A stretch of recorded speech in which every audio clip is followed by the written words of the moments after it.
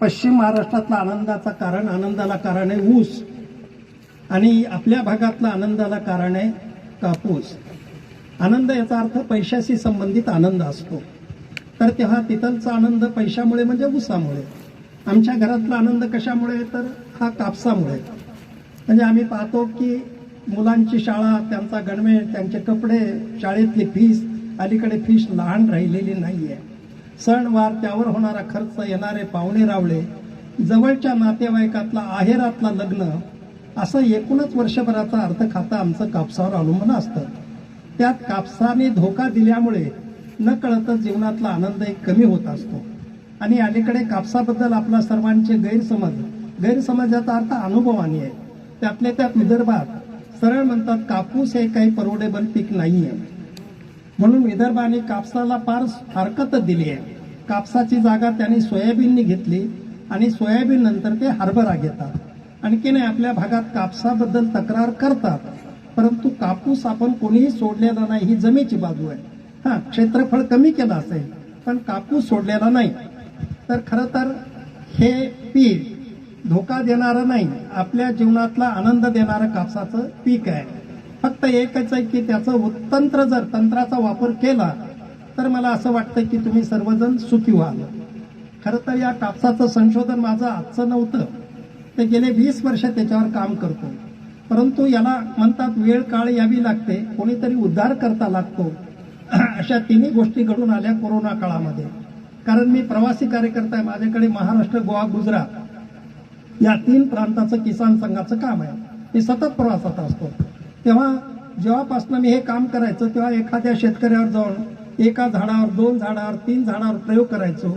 नंतर 1 तासावर सांगायचं, त्याला म्हणायचं रिझल्ट चांगले आले का? हो म्हणला, मला 1 तासाचं पीक चांगलं आलंय. मग पुढच्या वर्षी 1-2 गुंठे करायचे त्या पक्क. मला विश्वास वाटायचा, माझा स्वभाव आहे लबाडावर विश्वास ठेवतो, आणि तो पक्का म्हणायचा. आणि पुन्हा मी म्हणलं केलंस का? नाही म्हणला, वडिलांनी काही करू दिलं नाही. असं 1 नाही 2 नाही 15-20 वर्ष गेली. आणि मग लक्षात आलं की नेमका कोरोना समाजासाठी, एकूणच जगासाठी हा संकट काळ होता. आपल्या देशासाठी मोठा, आजही अंगावर काटे उभे राहतात कोरोनाचं नाव जरी कोणी उच्चारलं तर. पण हा कोरोना पिरियड मात्र माझ्यासाठी, शेतकऱ्यासाठी एका अर्थाने वरदान ठरला. वरदान एवढ्यासाठी की मला एका जागेवर बसायला मिळालं. मी ठिकाणही चांगलं निवडलं. जालना जिल्ह्यात खरकुडी म्हणून गाव आहे, तिथं उमेजी दाड यांच्या शेतावर मी ठाण मांडून बसलो. म्हणजे माझा प्रवास बंद झाला, मला वेळ होता. परंतु मला कुणीतरी शेतकरी असा भेटला नाही की कर म्हणलं की सर्व करतो.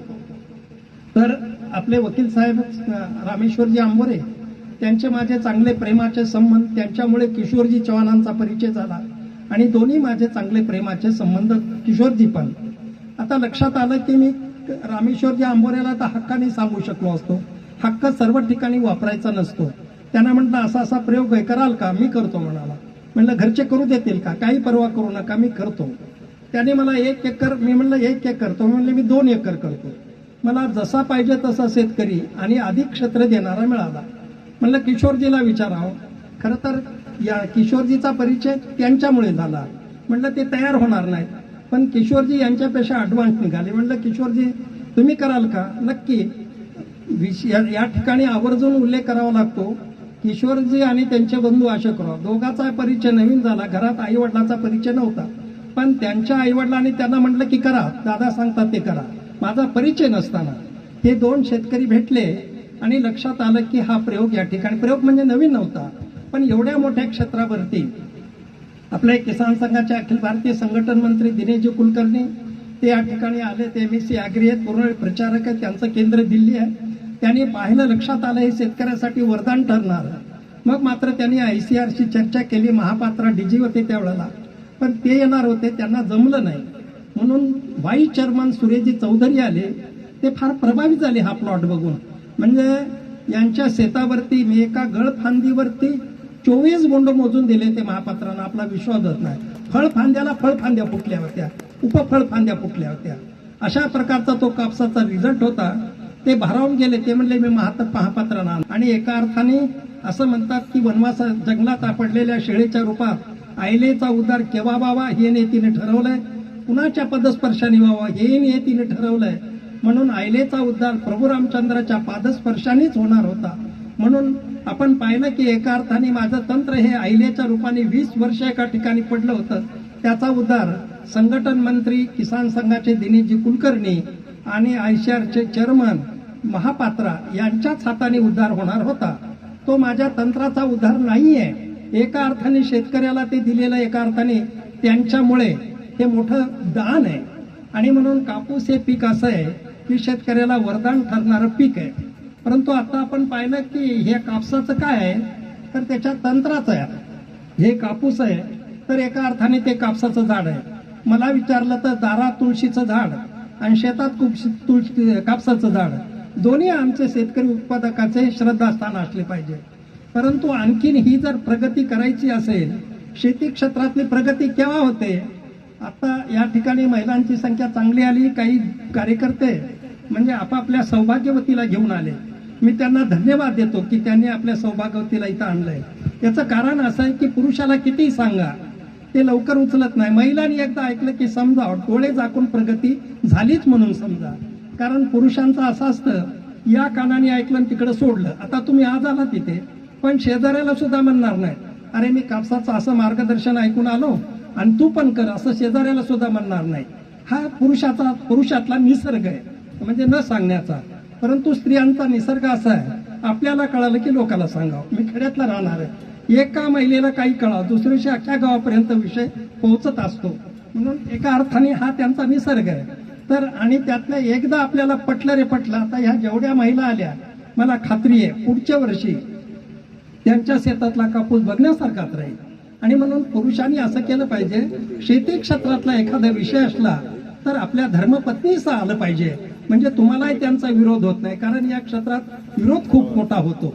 ती गळफांदी कापायची म्हटलं, मला आठवतं एकदा परभणी जिल्ह्यात एका तालुक्यात असा गळफांदी, तो विषय मी पुढे करणार आहे. एक डॉक्टर, आपलं हे ड्रायव्हर होता. डॉक्टर कदम मला म्हणले, दादा तुम्ही इकडे येता, बसनी काय फिरता? मी दवाखान्यात गेला दिवसभर, मला गाडीचं काय काम आहे, गाडी घेत जा आणि प्रवासाला जा. म्हणून मी गाडी घेत होतो, त्याचा ड्रायव्हर होता. तर माझे भाषण ऐकले, त्याला पाठ झाली होती भाषणं. पण त्याला वाटलं की आपण यांच्या पद्धतीने कापूस करू. म्हणून एक दिवस तो घरी गेला, रविवारची सुट्टी. बायकोला म्हणलं मी आज शेतावर जाणार आहे. बायकोला वाटलं कस काय याला बुद्धी सुचली आज, तिला नवल वाटलं कधी न शेतात जाणार गिरायक आज कस काय शेतात चाललंय. म्हणून तो गेला पुढे गेला आणि त्याने जे सारख्या गळफांद्या, कालची कोणती गळफांदी दाखवतो तुम्हाला, त्या कापायला सुरुवात केली. नंतर दुपारी बायको ते टोपलं घेऊन आली तर नवरा एवढ्या मोठमोठ्या फांद्या कापायला लागला. तसं टोपलं डोक्यावर, म्हणले माय काय आग लावली तुम्ही कापसाला? त्याच्यासाठी कापसाला आग लावायला पुढे आलतात का म्हणे? ते थांबा, आग नाही म्हणे, उत्पन्न कशात उत्पन्न वाढतं म्हणले, गरिबीचं 2.5 एकर शेत, त्या 2 एकरापैकी 1 एकराला आग लावली म्हणे, ती फांदी थांबवा तिथं. नाही थांबवली तर टोपलं टाकून मी चालणार आहे म्हणले माहेरी. त्याला थांबवा लागलं, पण म्हणला ठीक आहे थांबलं, जे कापलं ते माझं, नाही कापलं 1 एकर तुझं, बघू दोघांच्या उत्पन्नात काय फरक पडतो. त्या बाईचा माझा परिचय नव्हता.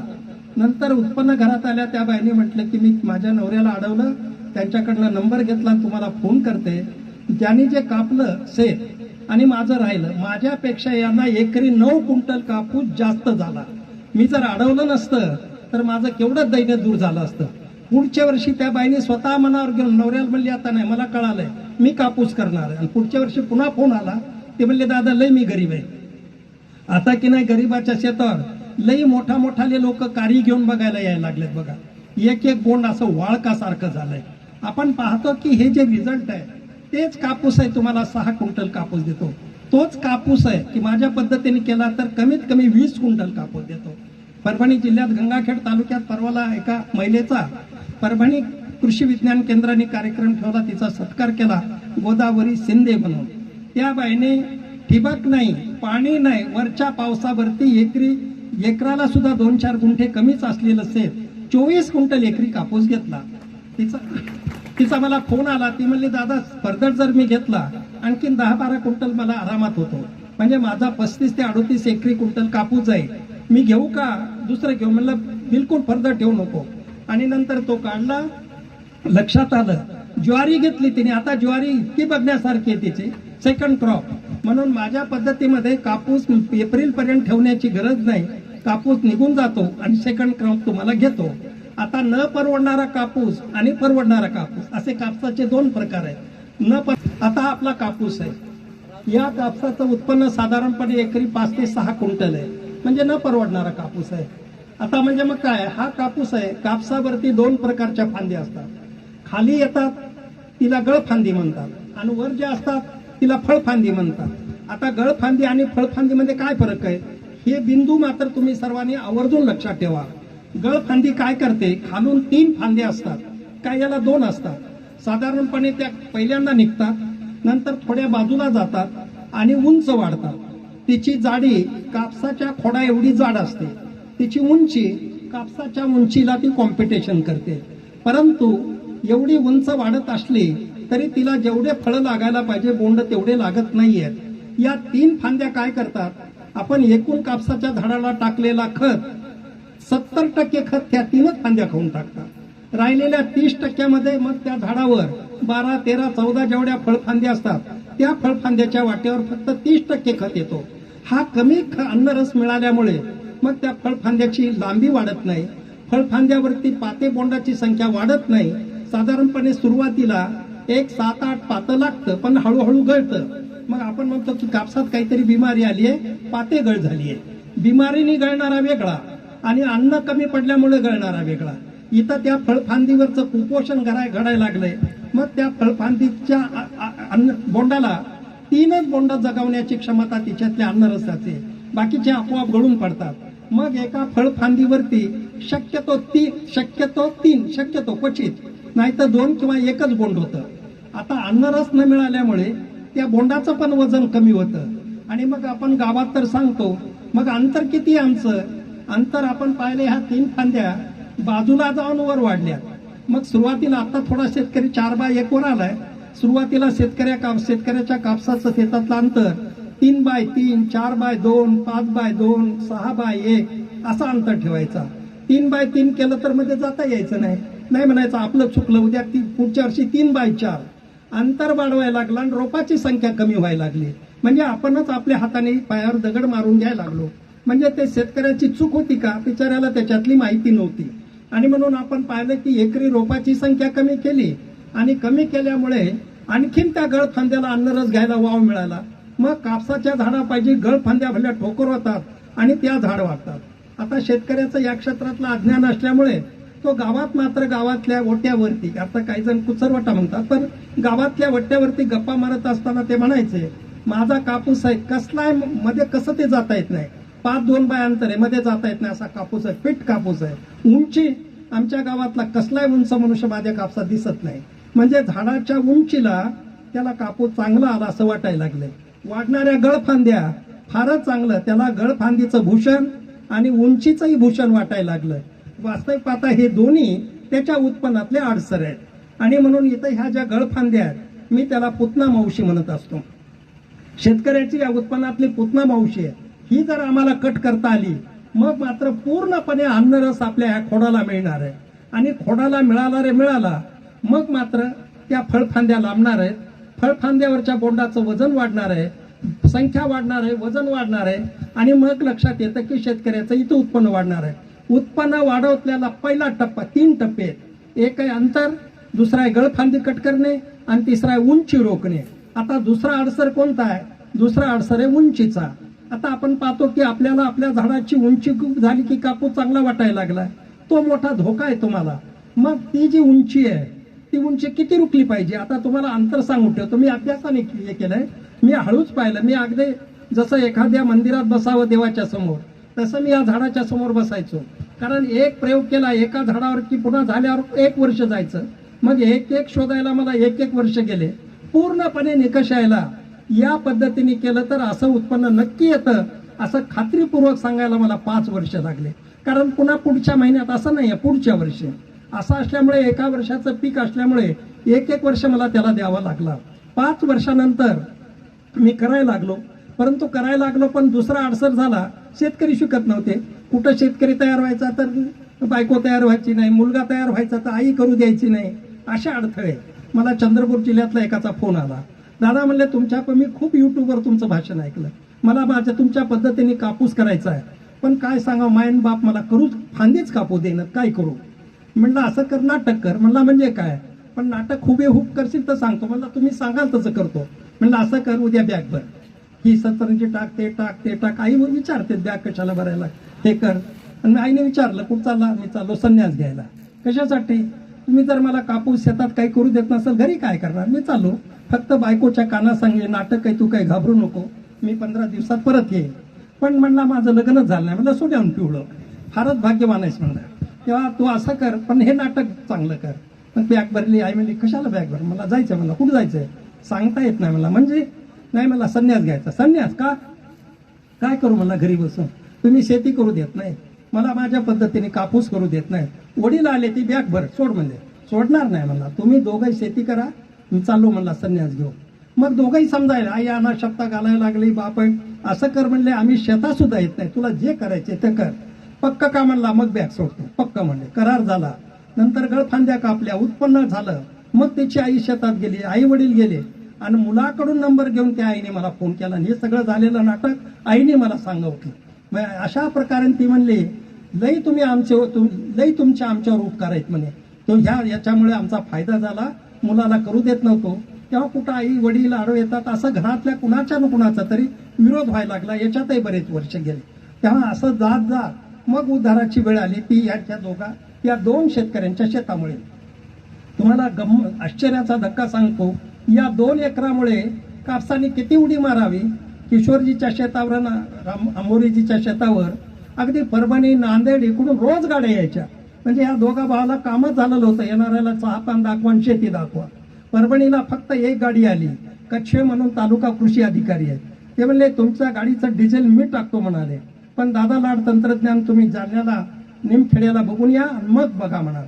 फक्त 5 शेतकरी त्यांनी पाठवले. त्यांच्या प्रयत्नामुळे ते मानव तालुक्यात 52 गावं आहेत. आज 52 पैकी 52 गावात माझ्या पद्धतीचा कापूस आहे. म्हणजे कुलगुरूंनी असाच एक कार्यक्रम होता, एकट्या मानव तालुक्यापुरता ठेवला होता. तर 850 शेतकरी एका तालुक्यातून आले होते, अशोकराव देशमाने म्हणून त्यांच्या शेतावरती. तसाच गंगाखेडला यंदा 700 एकरावर कापूस आहे. त्या सर्व एवढे जे क्षेत्रफळ परभणी जिल्ह्यात वाढलं, त्याचं श्रेय किशोरजी चव्हाण आणि रामेश्वरजी आंबोरे यांच्या ह्या प्लॉटला आहे. खरं तर परभणी शेतकरी इथे येतो, ते गंगाखेड तालुक्यात पूर्ण गावात झालं, मानव तालुक्यात पूर्ण गावात झालं. खरं तर तेव्हापासनं पूर्णापूर तालुका असा आहे, तर या तालुक्यातल्या गावागावात खरं म्हणजे परभणीहून येणं आणि इथं जवळचं भारजून इथं येणं, असं जर आम्ही पाहिलं ते जवळ आहे. परंतु आपण शेतकऱ्यांना एक स्वभाव असा असला पाहिजे, कळतं लागत नाही पाहायला. शेतकऱ्याचा स्वभाव असा असला पाहिजे, कुणाचा कापूस चांगला पीक काय असो, कापूस, ज्वारी, सोयाबीन, जाऊन तिथं बघितलं पाहिजे, त्याला विचारलं पाहिजे, अरे काय केलं. शेतकरी पहिला प्रश्न विचारतो, त्याचं ठरलेलं असतं. एखादं पीक सोयाबीन चांगले, कोणतं बियाणं आहे म्हणतो, म्हणजे ते क्रेडिट बियाणाला देतो. आता बरेच जण यांना विचार, हे कापसाचं बियाणं कुठं मिळतं, तर ते तंत्राचं उत्पन्न आहे. कापसात ह्याचं बियाणाचं उत्पन्न नाहीये, कोणतंही बियाणं आणा तुम्ही. आणि मग असा शेतकऱ्याचा स्वभाव नसल्यामुळे, असा असला असता तर परभणी जिल्ह्यातला मानवत तालुका आणि जालना जिल्ह्यातला जाफराबाद तालुका दोन्ही सारखे तालुके राहिले असते. प्रत्येक गावात एका शेतकऱ्याचं उत्पन्न आलं रे आलं, तो मॉडेल प्लॉट होतो. मग त्या गावातले शेतकरी बघतील आणि मग तसा प्लॉट करतील. बघता बघता अख्खा या तालुक्यातल्या शेतकऱ्याचं उत्पन्न वाढेल. आता किशोरजीला परवाला विचारलं, किती कापूस झालाय तुम्हाला? मला असं वाटतं की या तालुक्यात एवढा कापूस घेणारा दुसरा शेतकरी कोणी नसेल. या तालुक्यात 250 क्विंटल कापूस आहे त्यांना झाला यंदा. तर ते सुरुवातीला मला म्हणले होते, दादा कापूस विकू का? सहज म्हटलं की दम धरा, तुम्ही मोठे शेतकरी, तुमचं काही कापूस घातला तरच घरातल्या 4 वस्तू आणता येतील असं काही नाही, दम धरा. मला असं वाटतं की यावेळेला लोकसभेच्या निवडणुका आहेत, किमान निवडणुकीच्या अगोदर उत्पन्न भाव वाढण्याची शक्यता आहे. मार्च पर्यंत तुम्ही दम धरा. तर तेव्हा त्यांनी दम धरला. माझ्या शब्दावर मी मला पुढचं कळलं, पण अंदाज व्यक्त केला की निवडणुकीमुळे मला असं वाटतं आज एकरी किती 1,500 का किती वाढलाय? 1,000 ना, एकरी 1,000 भाव वाढलाय. त्यांनी 250 क्विंटल ठेवलाय, म्हणजे त्यांना एकरी 1,000 2,500 लाख रुपये त्यांना दम धरल्यामुळे मिळणार आहे. म्हणून आपण पाहिलं की एवढा मोठा 250 क्विंटल कापूस 6 एकर एकरी घेणारे आज किशोरजी आणि अशोकराव दोघं बंधू, राम लक्ष्मणाची जोडी आहे त्यांची उत्पन्नाला. त्यांच्या बायका त्यांच्यावर पायावर पाव देऊन शेतात असतात. तेव्हा अशा पद्धतीने आपण पाहिलं कापसाचं उत्पन्न, आज त्या घराचं वैभव आणखी निराळ आहे. आणि ते कशाच्या जीवावर आहे? घरातला कोणी नोकरीला नाही, छोटा मोठा व्यापार नाही, केवळ आणि शेतीमुळे. आम्ही नेहमी म्हणतो की शेती परवडत नाही, असं बरेच जण तक्रार, शेती परवडतो, काय पडलंय शेती? म्हणतो शेती जर नाही परवडली तर परवडण्यासारखी एकच गोष्ट आहे, ती आत्महत्या. ज्याचं जग सगळं शेतीवर जगतंय ती गोष्ट परवडत नाही, हे खरं आहे का? पण शेतकरी म्हणतो शेती परवडत नाही, मग हे खरं आहे का शेतकऱ्याचं? कोणी म्हणे अरे तो स्वतः सांगतो करणारा खोटा आहे का? मला विचारलं तर शेती परवडत नाही खरं आहे का? ते खरं नाही, मग खरं काय? शेती परवडत नाही असा म्हणणारा शेतकरी शेतीला परवडत नाही खरं. आणि म्हणून आपण पाहिलं की शेतीसारखा बाकीच्या धंद्यामध्ये नफ्याला मर्यादा टक्केवारी येतं. म्हणजे बाकी आता लोखंडाचा धंदा आहे, तिथं घसारा आहे. म्हणजे भंगार 1 क्विंटल गोळा केलं तर 1 क्विंटल पक्क लोखंड तयार होत नाही, 80 किलो होतं, 20 किलो घसारा आहे. इथं 2 दाणे टाकले तर इथं 1000 दाणे येतात, इथं पसारा आहे. म्हणजे घसाऱ्यातला धंदा नफ्यात आणि पसाऱ्यातला धंदा तोट्यात कसं काय असेल? तोट्यात कारण आहे ते शेती उत्पन्न देत नाही म्हणून नाही, तर त्याचे आणखीन कारण आहे, तो विषय आता मी करणार नाही. परंतु खेड्यापाड्यात एक म्हण आहे, कारण आपल्या सर्व म्हणी त्रिकालाबाधी सत्य असलेलं तत्वज्ञान त्या म्हणीमध्ये. खेड्यात एक म्हण होती, कष्टाला फळ आहे. आणि मग मी म्हणेल की कष्टाला फळ आहे, ही म्हण बरोबर आहे. या काळात यांत्रिक युगामध्ये त्या म्हणीच्या बाजूला आणखीन एक म्हण जोडली पाहिजे की तंत्राला फळ आहे. कष्टाला फळ आहे आणि तंत्राला फळ आहे. तंत्राला फळ म्हणजे मग आपण पाहतो कसं फळ आहे. आणखीन मी सांगतो, परभणी जिल्ह्यात सेलू तालुक्यामध्ये असा कार्यक्रम झाला. तिथं एक आपला विठ्ठल नावाचा शेतकरी आहे, त्याने युट्यूबवर भाषण ऐकलं, मी काय त्याला पाहिलं नाही, पण तिथलच्या कृषी विज्ञान केंद्राने त्यांच्या शेतावर कार्यक्रम ठेवला. 12 गावचे 250 शेतकरी आले होते. कार्यक्रम संपला शेतातच. त्या बिचारीची बायको माझा डबा घेऊन आली होती. ते म्हणले मुद्दाम गर्दीत आले नाही तुम्हाला भेटायला, माझा नवरा आणि मी तुमचं युट्यूबवर भाषण सारखं ऐकायचं म्हणे. तुम्ही सांगितलं तसंच तसं मी शेती केली आणि तुम्हाला सांगते, बोलत असताना त्या बाईच्या डोळ्यात अश्रू आले. ते म्हणले लग आम्हाला 2 एकर, ही 2 एकरावर आम्ही दरवर्षी कापूस करतो. लगीन झालं तसं या 2 एकरात तसं तर 10, पण 12 क्विंटलच्या पुढे 12 ग्रामही कापूस गेला नाही. माझ्या लग्नाला 18 वर्ष झाले म्हणे.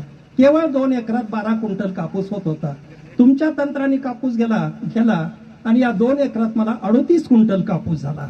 मग आपण पाहू, जी 2 एकरात 10 क्विंटल कापूस घेत होती ते तिच्या कष्टाचं फळ होतं. 2 एकरात 38 क्विंटल कापूस आला, हे तंत्राचं फळ होतं. आणि तंत्र आणि कष्ट या दोन्हीची सांगड घातल्यानंतर आता सूर्यप्रकाश एवढं स्वच्छ आहे की या तंत्रामुळे शेतकऱ्याचं 3 पट उत्पन्न वाढतं. अगदी 30-32 पर्यंत फरदडपर्यंत शेतकरी गेलेले आहेत. पण असं कोणी एखाद्याला सांगितलं की काही ठोकायला लागलं, म्हणतात कशा चाललं होतं एकन सांगता दुसरं, संशय फार आहे आपल्या मनावर. आणि ज्ञानेश्वर महाराजांनी ज्ञानेश्वरीत वर्णन केलंय, आगा संशयावनी थोर अन्य पाप नाही घोर. संशय न घेता स्वतः जाऊन बघा ना, अंतर आहे का? एवढी किक मारून आपण कुठेही जात असतो. खरं तर किशोरजीच्या शेतावर आणि वकील साहेबांच्या शेतावर या तालुक्यातलं एकही गाव असं नसायला पाहिजे होतं, कुणी ना कोणीतरी कापूस बघायला गेला नाही. आणि मला असं वाटतंय, नाही झालं तर झालं, यापुढे तरी चूक. आज इथं कुठून लोक यावेत? बदनापूर तालुक्यातून आज कुठून यावेत? आश्चर्याचा धक्का बसेल, नांदेड जिल्ह्यातल्या कंधारहून आले. नांदेड जिल्ह्यातल्या कंधार तालुक्यातले शेतकरी इतक्या दूर येऊ शकतात, त्यांना रेल्वेने जालन्यापर्यंत प्रवास करावा लागला, तिथून गाडी करून इथं आले. पण आज असं व्हायला पाहिजे, या तालुक्यातला, तसा तालुका फार मोठा नाही, या तालुक्यातलं एकूण एका गावातलं एक गाव येणार, पण पूर्ण गावाची उपस्थिती राहायला पाहिजे. मग आपण कल्पना, आता समजा कोणी असं म्हणे, आता त्या बाईचं विचारलं की विठ्ठलचा शेतात 10, विठ्ठल म्हणे माझं 10 क्विंटल घेत होतो, आता मला 38 क्विंटल झाला. माझं जवळजवळ ह्या तंत्रामुळे माझं 28 क्विंटल उत्पन्न वाढलं. तो म्हणेल माझं वाढलं. मी तसं म्हणणार नाही, मी म्हणेल की या तंत्रामुळे या देशाचं 28 क्विंटल उत्पन्न वाढलं. शेतकऱ्याच्या उत्पन्नात मी देशाचं उत्पन्न धरत असतो. मग भारत माता की जय, भारत माता की जय घोषणा दुसरी आपण कृतीतनं म्हणणार. एखाद्या वेळेला आपण घोषणा देणार नाही भारत माता की जय असं म्हणणार नाही, पण आम्ही कृती करू की ज्या कृतीत भारत माता की जय ही घोषणा आलेली आहे. उत्पन्न वाढवणं ही राष्ट्रीयता आहे आमची. म्हणून सीमेवरचा जवान, शेतकऱ्यातला शेतकरी समान पातळीवरचे भागीदार आहेत राष्ट्रीयतेचे. पण या पद्धतीने आपण म्हणजे ह्या ज्या गळफांद्या आहेत आपण त्याचा जरा विचार करू. उंच झाड धरा, इथं धरा, याच्यावर इथं अरे वर घरी, हा ठीक आहे. आता 1, 2, 3 ह्या 3 पुतना मावशा म्हणजे गळफांद्या आहेत. आता ही गळफांदी बघा, इथं जर दाबली असेल बरोबर उंची या 3 आहे. आता ही फळफांदी आहे, ही फळफांदी आहे, ही फळफांदी आहे, ही फळफांदी आहे. एक मिनिट.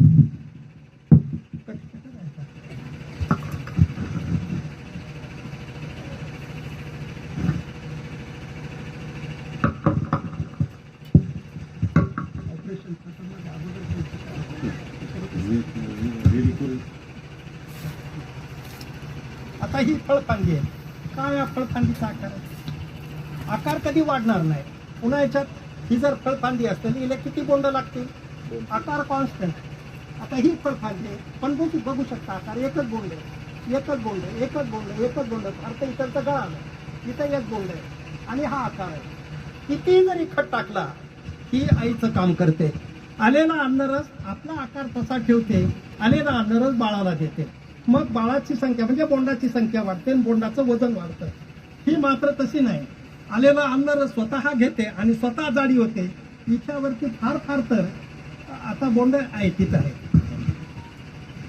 तुम्ही धरा एक.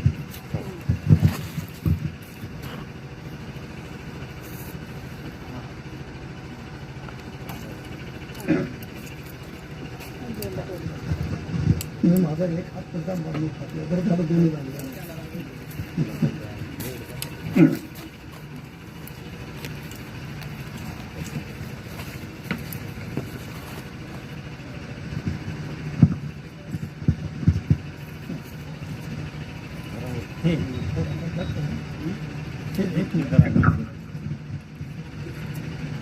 आता ही गळफांदी आहे, ही गेली त्याच्याबरोबर.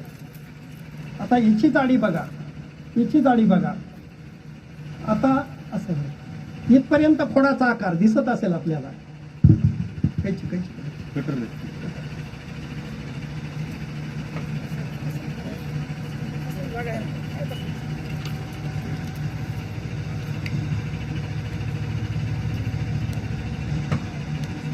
आता इथपर्यंत फोडाचा आकार जाड आहे, इथून बारीक व्हायला सुरुवात झाली. कारण ह्या दोन्हीने आता ह्या फळफांदीचा आकार, ह्या फळफांदीचा आकार आणि या गळफांदीचा आकार फरक आहे. ही जाड झाली आहे आणि तुम्हाला हे जे बोंड दिसतात तो आता तुम्ही जवळ नाही, संख्या मोठी आहे. तुम्ही कधीतरी फळफांदीवरच्या ह्या गळफांदीवरच्या बोंड घ्या, एवढा आकार वाढतो. हे दाबून बघा, रबरी बॉल सारखं दबतं. आणि फळफांदीवरचं बोंड दाबा, अजिबात दबत नाही.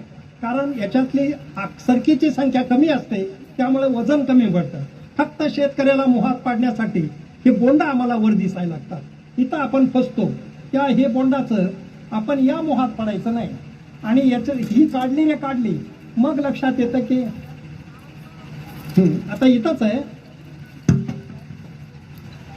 आता नंतर इथं दोन्ही बोंड ठेवतो. नंतर कोणी बघा, हे बोंड इतकं निबर आहे की अजिबात दबत नाही. ताकद लावली तर दबत नाही. हे दबायला लागलं, हे बघा. आणि म्हणून हे फळफांदीवरचं गळफांदीवरचं बोंड आहे, हे फळफांदीवरचं बोंड आहे. त्यामुळे हे वेटलेस वजन नसतं आणि याला वजन असतं. आणि मग जितकं अन्न असेल तितकं ते वजनदार होत असतं. आता साधारणपणे ठेवून द्या इथं हे कापून टाकून. आता इथं साधारणपणे कापूस लावल्यापासून बरोबर 40 दिवसाला ही गळफांदी लक्षात येते. अंतर किती ठेवायचं? तुम्ही विश्वास ठेवा, 3x1. 3x म्हणल्यावर आताच मला एक शेतकरी म्हणाले माझी लई जमीन काळीची आहे म्हणलं आमच्या एवढी तर नसेल, म्हणजे परभणीची, माझी म्हणजे परभणीची आहे. गोदाकाठ आहे, 40-50 फुटावर खडक लागेल. तुमचा पूर्ण तसाच आहे, पूर्ण भाग. तर काळीची आणि हलकीची बिलकुल पर्वा करू नका, अजिबात दाटणार नाही. कारण तुम्ही 3x1 अंतर लावलं तर रोपाची संख्या किती बसायला लागली? 14,000. रोपाची संख्या 14. आता तुम्ही 2x वगैरे करून साधारणपणे एकरी कोणाचं 7,000, कोणाचं 8,000, बस एवढी रोपाची संख्या होती. 7,000 वरून तुम्ही चाला 14,000 रोपाची संख्या वाढली. ही गळफांदी कट केल्यामुळे आता ही बाजूला जाऊन वर वाढते. म्हणजे मग इकडची बाजूला आली आणि इकडची बाजूला आली म्हणजे दाटणार. अंतर किती गेलं? 4-5 फुटाचं. आता आपण कल्पना करू, 40 दिवसाला ही गळफांदी कापून टाकायची. सुरुवातीला नवीन एखाद्या लक्षात येणार नाही, तर कोवळी पहिल्यांदा येते. अंधार कोणाला लक्षात आलं नाही, थोडा उशिरा कापा. ही पहिल्यांदाच येते. ही कापली रे कापली.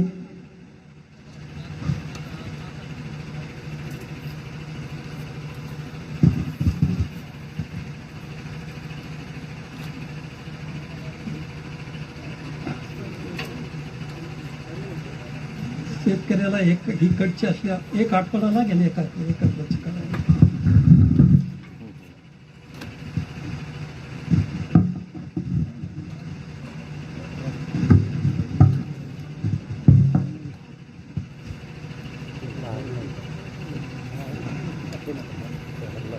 आता हे जे ह्या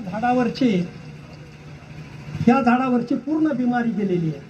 आता हे कोरोना मुक्त झाड झालेलं आहे. आता ह्या फळफांद्या हा अन्नरस हिला मिळणार आहे, अन्नरस ह्या फळफांद्याला मिळणार आहे. आता ही एक बोंडाची मालकी नाही, ही पुढे जाणार आहे. कमीत कमी 5-6 बोंड मिळणार आहे तिच्या ह्या फळफांद्या, आणि प्रत्येक बोंड वजनदार होणार आहे. आता तुम्ही पटकन कोणी उत्तर द्यायला हरकत नाही. आता पुन्हा आपण पाहिलं की हे झालं. उंची किती आहे?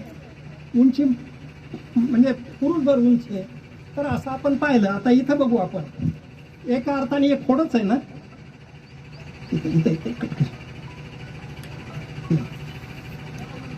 आता हे एका अर्थाने कापसाचं खोडच आहे.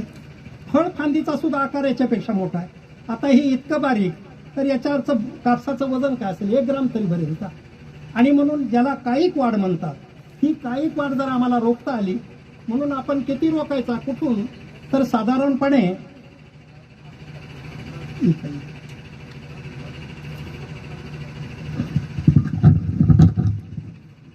आता या तंत्रातल्या काय गोष्टी कळाल्या? एक अंतर कळालं, गळ फांदी काढायचं ते कळालं, उंची किती ठेवायची, कमरे एवढी उंची ठेवायची. आणि मग लक्षात येतं की तुमचं मग काय काय रिझल्ट आम्हाला मिळतील. समजा कोणी सांगा पटकन, उशीर करू नका. समजा तुम्हाला आपल्याला एका झाडावर किती बोंड मिळावी वाटतात? वैद्य एका झाडावर शेतकऱ्याची अपेक्षा किती असते हे नाही म्हणत मी. हा, विठ्ठलराव नाही, आपलं हे निवृत्तीराव 60. आणखीन किती किती 100 लोक अपेक्षा असते. 100. अच्छा, बरोबर आहे. हा, आता 100 किंवा साधारणपणे शेतकऱ्याचं उत्तर सांगतो, 70, 80, 90. त्याला म्हणलं किती मिळावे? 70, 80, 90. आपण ते घेण्यासाठी काय करतो? वारेमाप खताच्या बॅगा रिकाम्या करायला लागतो, मग फवारणी वाढायला लागते, वगैरे वगैरे. मी म्हणतो तुम्हाला 70, 80ची अपेक्षा आहे. मी म्हणतो तुम्ही कापूस लावा. शेतकरी काय करतो? स्वाभाविक आहे, आपलं मागणं कोणाकडे असतं? भगवंताचं. म्हणून मंदिरात जाते वेळेस न कळतच विद्यार्थ्यांनी देवाला परीक्षा जवळ आली, नमस्कार केला, देवाच्या पाय पडला. काय मागेल? मला चांगले मार्क पडू दे, असंच मागेल ना. शेतकऱ्यांनी कापूस लावून गेला, जाते वेळ देवाला काय मागेल? मला एकरी 60-70 बोंड दे, असंच मागेल ना. मी म्हणतो तुम्ही शेतावर कापूस लावा, 3x1 लावा. एका ठिकाणी एकच सर्किट टाका, 2 नाही. कारण काय, तुम्ही काय कोण्या दुकानदाराचे देणेदार नाही. एका ठिकाणी 2 झाडं लागली आणि 1 लागला, तर एक असा प्रयोग करून बघा. एका ठिकाणी 2 झाडं आहे आणि एका ठिकाणी एकच आहे. एका झाडावरचा कापूस 2 झाडापेक्षा जास्त असतो, म्हणून याची सरकी वजनदार भरते. मग तुम्ही काय केलं? जर एकरी तुम्हाला 2,500-2,000 रुपये बियाणं लागत असेल, विनाकारण दुप्पट घेतलं, म्हणजे तुमचा उत्पादन खर्च वाढून बसला आणि उत्पन्न कमी केलं, तर कुठल्याही शेतकऱ्यांनी काय करू? मग त्याला विचारलं का तू असं केलं? नाही, एखादं जळालं राहिलं. म्हणलं लावून झाल्यानंतर तू काय अमेरिकेला जाणार आहे का, रशियाला जाणार आहे? समजा आपण शेतावर चक्कर मारायची, ओलीसारखी पाटे भिजवायची, जिथं तूट झाली तिथं भरून काढायची. असं जर केलं, फक्त एका ठिकाणी एक सरकी लावा, तुमचा उत्पादन खर्च कमी होतो. एक जण म्हणला नाही, म्हणला 2 झाडं असले उत्पन्न दुप्पट होईल. मग म्हणलं 4-5 सरक्या टाक. जर असं तुझं गणितच असेल, जेवढे जास्त झाड आहे तेवढं उत्पन्न येतं, तर पहिल्यांदा तुम्हाला आहे की विनाकारण तुमचा उत्पादन खर्च वाढू नका. आता मी तुम्हाला म्हणतो कापूस लावा, 3x1 वर लावा, आणि लावून झाल्यानंतर काढून लावून झाल्यानंतर तुम्ही पहिल्यांदा सरळ घरी जाऊ नका, मंदिरात जा, देवाला नमस्कार करा, मनोभावे करा आणि सांगा, देवा मी 3x1 वर कापूस लावून आलो, कृपा करून मला 20 बोंड माझ्या झाड 25 दे, 20च बोंड दे, मला एकही बोंड जास्त देऊ नको. देव म्हणेल दरवर्षीचं गिराईक आहे, येतो आणि म्हणतो तुला पेढे वाटतील, असं करेल, मला 70-80 बोंड दे, आणि यावर्षी 20 मागायला लागलाय. त्याच्या डोक्यावर तर काही परिणाम झाला नाही किंवा येतेवेळ ढाब्याकडून तर आला नाही, असा संशय येऊ शकतो. पण हृदयातून मागा तुम्ही फक्त 20 बोंड. आता आपल्याला 20 बोंड 70-80ची अपेक्षा करतो, त्यावेळेला 6 क्विंटलच्या पुढे जात नाहीत आपण. आणि आता आपण पाहिलं तर आपण 20 बोंड मागायला लागलो, म्हणजे आमचा नफ्यातला कापूस आहे का तोट्यातला? लक्षात येईल की 20 बोंड आम्ही मागितले. आता आमच्या फळफांद्या लांबल्या, आपण पाहिलं की त्यावेळेला बोंडाचं वजन खालच्या फळफांदीचं 5 ग्राम तर शेवटच्याचं 1 ग्राम, मदलजीचं आणखीन 2.5 ग्राम, खालपासून शेवटपर्यंत वजन 1 नाही. या पद्धतीमध्ये खालच्या फळफांदीचं वजन करा किंवा टॉपचं करा, वजन 1 आहे. या पद्धतीमध्ये बाकीच्या कापसात वरचे 2 किडेले फकड्या निघतात, 1 बल्क निघतं, असा म्हणजे लॉस होतो. कापूस काढायला पूर्ण निघत नाही. या पद्धतीमध्ये एकही फकडी निघत नाही, पूर्ण बल्क बोंड आणि कापूस वेचायला कमी. म्हणजे जी बाई एकरी 1 दिवसात 50 किलो कापूस वेचते ती बाई या पद्धतीला कापूसांना 70-80 किलो वेचू शकते. इतका वेचायला सोपा कापूस आहे, बल्का कापूस आहे, सरकीची संख्या जास्त आहे आणि बोंडाचं वजन कमीत कमी 7 ते 8 ग्रामापर्यंत भरतं, 7 ते 8 ग्राम. मग आपण असा विचार करू, आपण देवाला किती मागितलाय कापूस एका झाडावर? उंची किती सांगितली ते सांगा, उंची किती सांगितली आहे? 3 ते 4 फूट. 3.5 फूट नाही आपल्याला कळत. समजा कर्मचाऱ्यांचं माप आहे, सेंटीमीटर आहे, इंच आहे, फूट आहे, मीटर आहे, वगैरे वगैरे. आमचं शेतकऱ्याचं माप आहे गोट्या एवढं, गुडघ्या एवढं, मांडी एवढं, कमरे एवढं, छाती एवढं, डोक्या एवढं. आपण शेतकऱ्याच्या भाषेत बोलायचं झालं, आपल्या कमरे एवढी, ज्याची उंची जेवढी आहे त्याने आपल्या कमरे एवढं फक्त झाडाची उंची ठेवायची. मी नेहमी म्हणत असतो, समजा काही संशय आला तर, घरात काही संशय आला तर मुलगी एकदम आपल्याला मार्गदर्शन कुठं मिळते? आईला फोन लावते, कारण तिला माहिती आहे आई मला बरोबर सांगते. आईला विचारलं की आई सांगेल ती प्रमाण. म्हणून आपण पाहिलं की आपली सुद्धा आई आहे. आपण नाही शास्त्रज्ञाला सोडा, आणखीन कोणाला सोडा, तुमच्या आईला विचारा ना. तुमची आई म्हणजे घरातली नाही, आपली आई घरात एक आणि पंढरपुरात एक आहे. आपलं माहेर कोणतं आहे? माझं माहेर पंढरी, माझे माहेर पंढरी. संतांनी म्हटलं आल्यानं संसारा पंढरपुरा जा रे. का पंढरपुरा? माहेर आहे तिथं. आपण तिथं विचारा. एक शेतकरी कापूस लावला, आषाढी वारीला गेला आणि पांडुरंगाच्या समोर उभं राहिला. त्याने सांगितलं देवा मी कापूस लावून आलो. शेजारी वेगळा सांगतो, शास्त्रज्ञ वेगळा सांगतो, दुकानदार वेगळा सांगतो. मला कळतच नाही कोणाकोणाचं ऐकावं म्हणून तुला विचारतो, खरं सांग माझ्या कापसाच्या झाडाची उंची किती ठेवू, माझ्या झाडाच्या कापसाची उंची किती ठेवू? असं विठ्ठलाला विचारल्या विठ्ठलाने कमरेवर हात दिले. म्हणजे तू तुझ्या कमरे एवढी उंची ठेव. आता कंबर एवढी बरोबर 3.5 फूट आहे. एवढी उंची तुम्हाला उत्पन्न देणारी उंची आहे. गळफांद्या काढणं तुम्हाला उत्पन्न देणार आहे. वरची काही वाढ रोखली तुम्हाला उत्पन्न देणार आहे. आणि मग आम्ही हिशोब करू, आमच्या झाडावर आहेत 20 बोंड, तर 7.5-8 ग्राम बोंडाचं वजन भरतं. पण आपण 7 सोडू, 8 सोडू, 6 सोडू, 5 ग्राम तर कुठं गेलं नाही. 1% 5 ग्राम वजन मिळतं. 5 ग्राम जरी झालं तर एका झाडावरती किती ग्राम कापूस मिळायला लागला आम्हाला? 100 ग्राम. एका झाडावरती 100 ग्राम कापूस मिळायला लागला आणि हमखास मिळणार आहे. तुमच्या शेतात रोपाची संख्या किती आहे? 14,000. म्हणजे एका एकरात किती क्विंटल व्हायला लागला? 14 क्विंटल. म्हणजे तुम्ही 6 क्विंटलवरून 14 क्विंटलवर गेला. पुन्हा उत्पादन खर्च तुमचा कमी झाला. एक तर कमी बिया वापरल्या. आता आणखीन आपण असं करू, याच्यातला फायदा, उंच कापूस असणं, खालचे बोंड सडतात, खाली इतका अंधार होतो, पावसाळ्यात सडतात. इथं कमी उंची असल्यामुळे बुडापर्यंत सूर्यप्रकाश खेळायला लागलेला.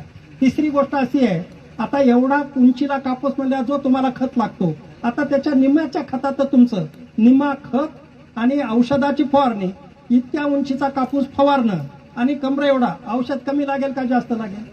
औषध कमी झालं. वेळ कमी लागेल का जास्त लागेल? एवढ्या उंचीचा कापूस फवारताना स्वतः आंघोळ करायला का झाडाला आंघोळ घालते काही कळत नाही. आणि म्हणून आपण पाहिलं तर औषधाचा खर्च वाचला, खताचा खर्च वाचला, वेळेचा खर्च वाचला. आता एकूण जेवढा खर्च करत असाल त्याच्या फक्त निम्या खर्चामध्ये तुमचा एकरी 14 क्विंटल. हे 14 कशासाठी सांगितलं? कमीत कमी, याच्यापेक्षा कमी होऊ शकत नाही. आणि जर शेतकऱ्याचं व्यवस्थापन चांगलं असेल, जर तुम्ही अशा प्रकारचं वेळची वेळी, काळाला उत्पन्न घटायला काय कारण असतं? जी गळफांदी आहे ती बरीच वाढू देतो, तिथं तुमचं उत्पन्न घटतं. चूक करतो आम्ही. किंवा उंची खूप वाढू देतो मग कट. किती जरी म्हणलं त्याला कमरे एवढं, नाही म्हणलं तर शेतकरी छाती एवढी उंची नेतोच. तर ही चूक करू नका तुम्ही. तुम्हाला उंचीत फार मोह अडकलेला आहे आणि माणसाचं मोहाने इतकं नुकसान केलंय. घरातल्या म्हणजे शेतातल्या मोहाने अर्थ धोक्यात आला आणि घरातल्या मोहाने परमार्थ धोक्यात आला. अर्थही गेला आणि परमार्थ गेला, शिल्लक काय राहिलं? असा जर विचार केला तर आपण मोहाला आवरायचं. याची उंची मात्र ठेवत. मला एका सिल्लोड तालुक्यातल्या एका शेतकऱ्याचा फोन आला, दादा म्हणलं आम्ही शेतात आलो, तर नवरा बायको आले, त्या बाईचा मला फोन आला, दादा आम्ही दोघंही आलो. मी म्हणायला लागले की दादानी सांगितलं तसा कट करू आपण कापूस. तो म्हणला नाही का जरा उंची वाढू दे, लईच लहान वाटायला लागला. आणि म्हणून मी म्हणलं बोला त्यांना. मी सांगितलं अरे म्हणलं पंडित तू मी काय सांगितलं नाही दादा मला फार लहान वाटायला लागले. म्हणलं त्याच्यातच फायदा आहे. पण त्या दिवशी म्हणलं ठीक आहे. त्याच्या बायकोला म्हणलं 2 दिवसांना नवऱ्याला घेऊन ये पुन्हा. गेले 8 दिवस पाऊस उघडला नाही. ज्यावेळेला शेतात आले त्यावेळेला कापूस दिला डोक्याला. आणि मग त्याचा मला फोन आला आम्ही फार मोठी चूक केली. म्हणून तुम्ही लक्ष पाळा, याच्या 3.5 फुटाच्या पुढे 1 इंच सुद्धा उंची जाऊ द्यायची नाही. या पद्धतीने जर गेलात तर तुम्हाला सांगतो कमीत कमी 14 क्विंटल, मग 8 ग्राम 10 ग्राम. किशोरजीच्या शेतामध्ये प्रत्येक बोंड कोणतं 9,800 होतं, 9,900 होतं, 9,700 होतं, पण 950 वजनाचं बोंड पूर्णपणे 9 ग्राम 500, 9 ग्राम 600चं असं बोंड तिथं भरलं. आणि म्हणून आपण पाहतो की सामान्य शेतकरी ज्याला पाणी नाही त्याचा आता जेवढा शेतात कापूस होतो त्याच्या दुप्पट नक्की येणार आहे. ज्याला पाणी आहे त्याचा तर नक्की. आणि त्यातल्या त्यात मल्चिंग जर आम्ही केलं तर आपल्याला मल्चिंगचे रिझल्ट माहिती आहे. लोक टरबूज मिरची घेतल्यानंतर किती वाढ होते. तसं मल्चिंग याला 3 फुटावर 1 जर केलं त्यावेळेला मात्र तुमचं बोंडाचं वजन 9 ग्राम. आम्हाला 5 ग्राम जातो त्यावेळेला 14 क्विंटल कापूस होतो. 9 ग्रामाचं बोंड झाल्यानंतर किती कापूस होईल कल्पना करा. साधारणपणे 30-35 पर्यंत तुम्ही आरामाने जाऊ शकता. आणि म्हणून हा मग इतकं जर उत्पन्न देतो आम्हाला कापूस, हे कापूस परवडेबल पीक आहे का नाही आहे. आणि एवढा आता किशोर 250 क्विंटलाचा पैसा घरातला आनंद आहे ना. असा प्रत्येक शेतकऱ्याने तर अशा प्रकारचा ह्या कापसाकडे न परवडणारं पीक मात्र असं समजू नका. आणखीन एक फायदा आहे की इथं नोव्हेंबर महिन्यापर्यंत पूर्ण उत्पन्न देऊन तो शेताच्या बाहेर जातो.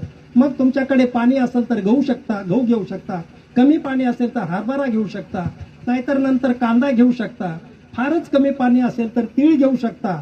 सेकंड क्रॉप काही घेऊन पुन्हा पिकाचा फेर पालट होऊन पुन्हा पुढच्या वर्षी त्या जागेवर तुम्ही कापूस घ्यायला मोकळे आहात. तेव्हा एका अर्थाने शेतकऱ्यासाठीच वरदान असलेलं अशा प्रकारचं हे कापसाचं पीक आहे. आता जर समजा याच्यातल्या आणखीन काही जणाला संशयच असेल तर एकदम संशय जात नाही मी समजू शकतो. मी त्यांना विनंती करेन समजा तुमच्या एकूण शेतापैकी फक्त 10 तासावर 5 तासावर तर प्रयोग करा. नंतर तुमची 5 तास म्हणतील तेच कानाला पकडतील, म्हणतील तू ऐकलं नाही चूक केली, आणि तेच 5 झाडं सांगतील पुढच्या वर्षी याच पद्धतीने कापूस कर. त्या झाडाने सांगितलेला मग मात्र तुम्ही विश्वास ठेवा. म्हणून शेतकरी हा प्रयोगशील असला पाहिजे. कोणताही प्रयोग नाही पटला तर पहिल्यांदा 2 तासावर, 1 तासावर, गुंठ्यावर, अर्ध्या गुंठ्यावर प्रत्येक शेतकरी प्रयोगशील असला पाहिजे. अशा पद्धतीने गेल्यानंतर लक्षात येईल की शेतकऱ्याच्या जीवनात खूप आनंद या शेतीमुळे होतो. आणखीन शेतीचं व्यवस्थापन कसा वगैरे वगैरे हा मुद्दा शेतीतला खूप. शेती एक मोठं शास्त्र आहे. शेतकऱ्याला पुन्हा व्यवस्थापन नियोजन सांगणे स्वतंत्र एखाद्या सत्रात मांडण्याची आवश्यकता असते. आज आपण पाहिलं मला अंबोरे वकील साहेब म्हणले दादा लवकर सुरू करू, जरा ऊन आहे यावेळेला.